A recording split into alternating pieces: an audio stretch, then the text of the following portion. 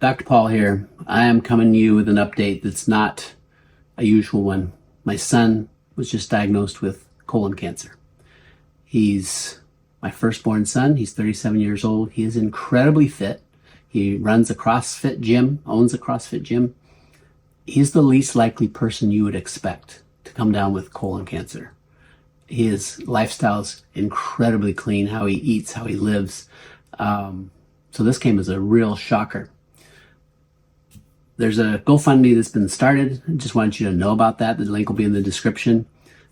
He is going to have significant financial hardship given that he's the one that runs and works and coaches in his gym. It's a small startup gym that's struggling, and he's got to deal with the financial burden of a cancer diagnosis and what's coming.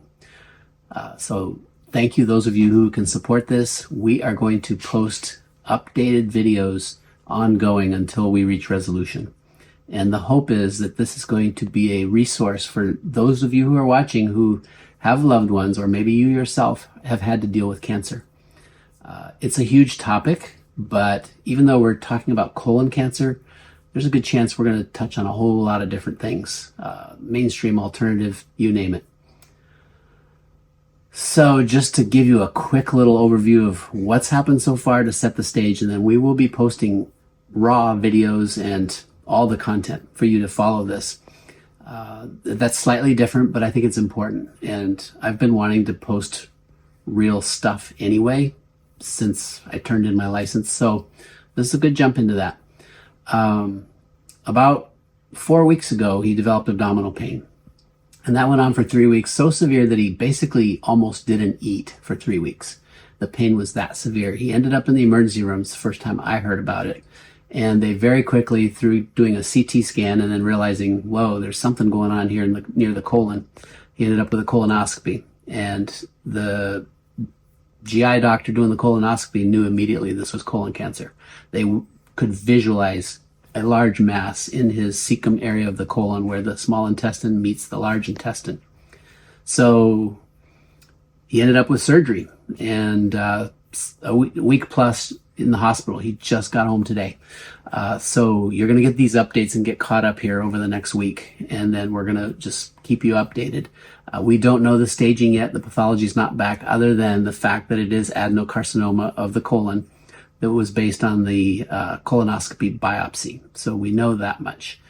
We also are fairly sure there's no metastases because they did a CT scan or MRI of the chest, the abdomen, the pelvis, and thankfully that's all clear. But we are not out of the woods, and this is going to be a long journey. And I think we can use this for the betterment of all who are struggling with colon cancer or have loved ones struggling with colon cancer. So as far as how I'm feeling about all this, I haven't cried yet. I may not cry, but I might. This is the sort of thing, as he was, can you imagine at his age being fit, suddenly you've got a massive cancer diagnosis and boom, you're in surgery and you've lost your entire ascending colon and 10 inches of your small intestine, your ileum. And the journey's just starting. There's staging of the cancer and probably almost certainly chemotherapy and oncologists. And I'll have to tell you, I've just stayed strong. And so I haven't dealt with my feelings. As I'm sharing this with you, I'm thinking, oh shit, I could deal with it right now and start bawling my eyes out, but I have been by his bedside almost every night. His mom came and relieved a couple nights. And I've needed to be strong for him because this is a lot for him to deal with. And different family members had different levels of distress, I think, with learning this diagnosis and what was going on. Fear. I'm not afraid. Many of you know I am very connected with integrative and holistic and alternative medicine approaches. And there are some very exciting alternative approaches to cancer. And so we will get to share those with you. And he's going to, I'm sure, be doing things in addition to whatever makes sense of mainstream medicine. We're not rejecting anything. Yeah, I'm not afraid, but am I sad for him? Is this tough? Momentarily I allowed myself to think, this isn't right. That fear. So the worst fear, I could die, right? And that fear, your son your child could die before you. I'm not really afraid of that happening, to be honest, but for a flicker, that thought had to occur. And it's just like, no, this isn't happening. So we're going to fight this big time.